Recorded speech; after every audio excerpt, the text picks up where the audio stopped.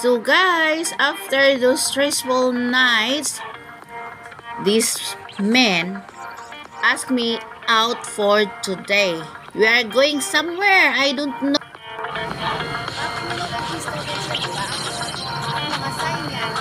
Thumbs up. Thumbs up.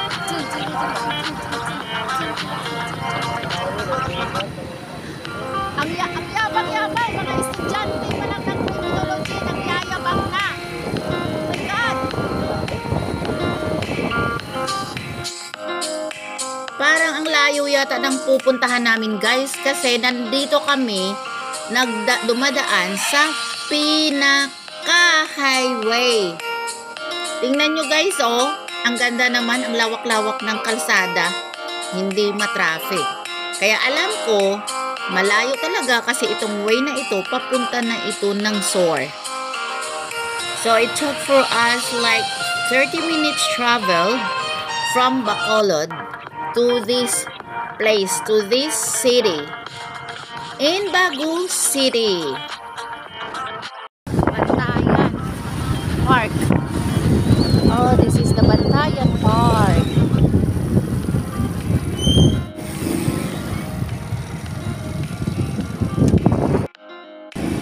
So guys, we are here at Bantayan Park in Baguio City, Negros Occidental.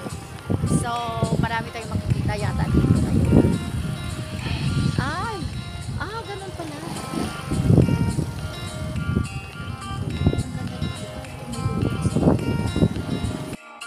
Firstly, ipapark namin muna ang motorbike na ito and then magtatanggal ng helmet. Pero guys, may napansin ako. Tansyong. Tansyong kape. Tansyong kape. Okay. So first, tanggalin muna natin yung helmet. Ayan, kakain ako Pinoy. Ang dako lang gamay ko balo anak. So. Ang sa iyo. Ati, Ano pinalo ko din dito? dako nga piso. Dito anita mangita sa may pugaran. Ngita sang dako nga piso. Di sa pugaran ha. Oo, Pinoy. Let's see nga. Ay, nangain kami ng First time guys, nangangain ako ng Pinoy dito na balot. Gawa nitong taong ito na talagang tinuruan ako. Naghahanap pa ito ng malaking sisiw sa loob ng balot. Kaya sinabihan ko siya sa pugaran na kasi sigurado.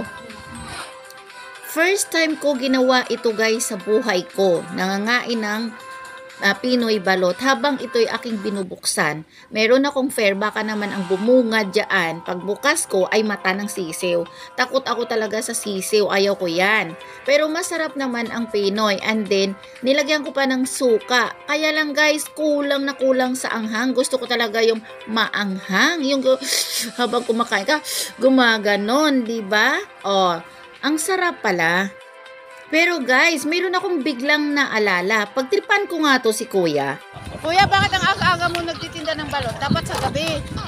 Alas 6. Hanggang gabi kami dito. O, paano ka magsigaw ng balot? Mani balot. Balot! Oh, di ba mas malakas ang boses ko? Sige nga, ulit. Ulit, eh. Pagandahan ng boses, Kuya.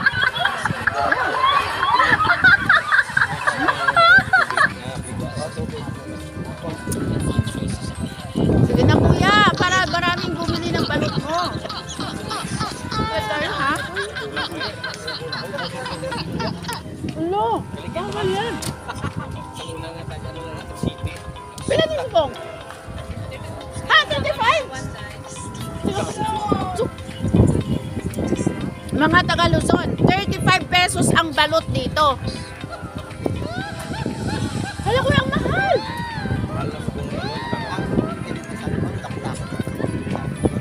Grabe. Mura pa sa Luzon ang balot. 15 ang Pinoy sa Luzon. Sa Laguna. Ang balot, 25.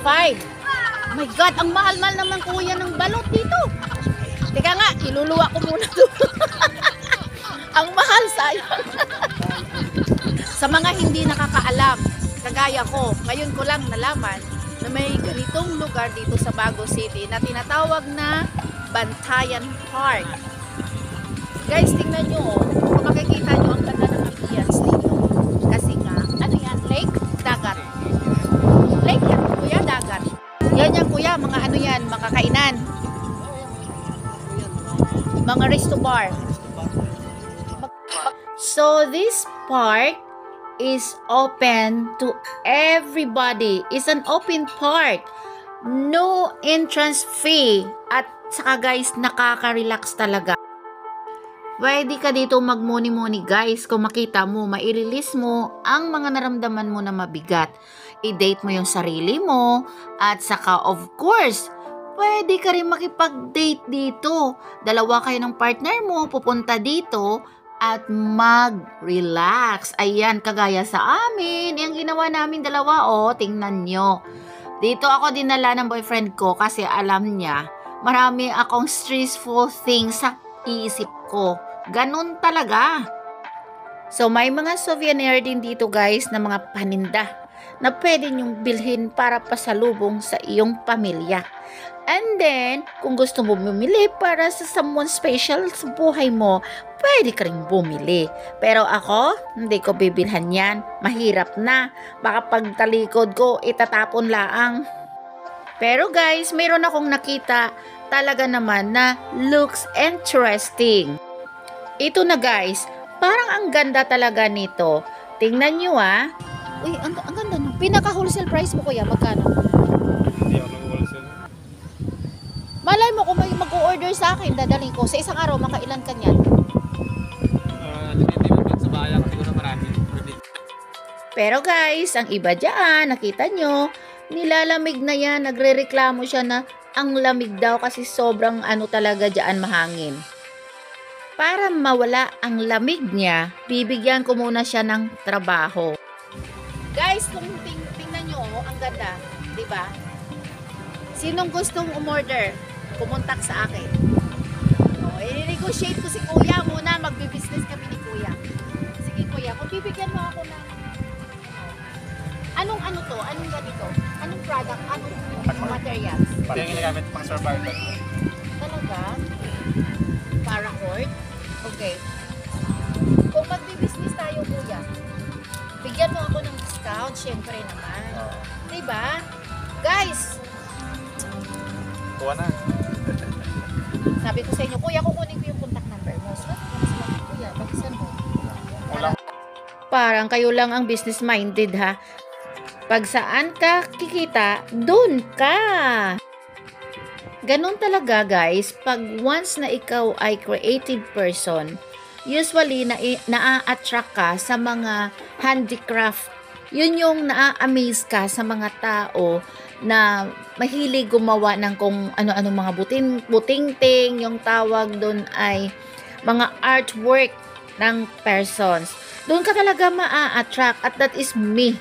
Na-attract talaga ako sa mga gawa, mga handicraft ng mga tao sa paligid ko. Syempre naman guys, mas mahal talaga binabayaran ang talent fee. Mas mahal kaysa materials na nabibili mo para bumuo ng kagaya nito.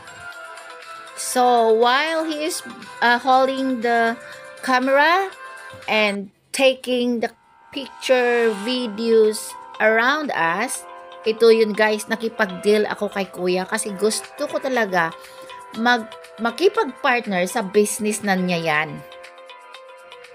It looks pretty talaga guys. Naku, tingnan nyo ba naman safe na safe ang water bottle dyan kung ilalagay mo.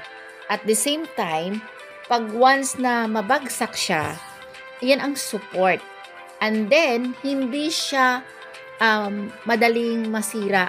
Ayun guys, may business proposal ako dito kay kuya dahil dito sa ginawa niyang ganito. Ayun, na-amaze ako.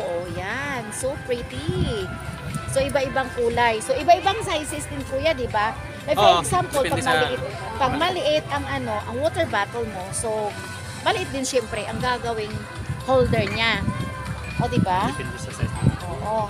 Tapos, so, gagawin tayo kuya ng hito. Di ba kuya? Oo. Kuya.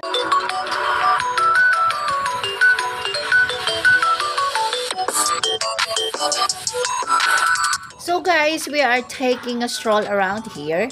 Kung makikita nyo, sa sobrang lawak ba naman nito, paiko talaga nito guys. At talaga naman nakaka-amaze kasi makikita mo rin dito ang sunsets. Ayun, tingnan nyo ang paligid, 'di ba? Ang sarap dito mag-unwind. Ang sarap din dito guys talaga naman mag-relax, chill out. Look at this guys and feel it. How breezy sunset. We are here looking at the sunset. Napakasarap guys. You know what? You can release all things in your mind, the negative thoughts and also the bad experiences you have on the day. It's really beautiful feelings. Kagaya niyan guys, ang kasama ko, tingnan mo ba naman, sobrang relax siya. At saka guys, syempre pagod yan sa pagmumotor. Papunta dito. Uwi na kami. Nag-iilawan na ang paligid, kaya uwi na kami.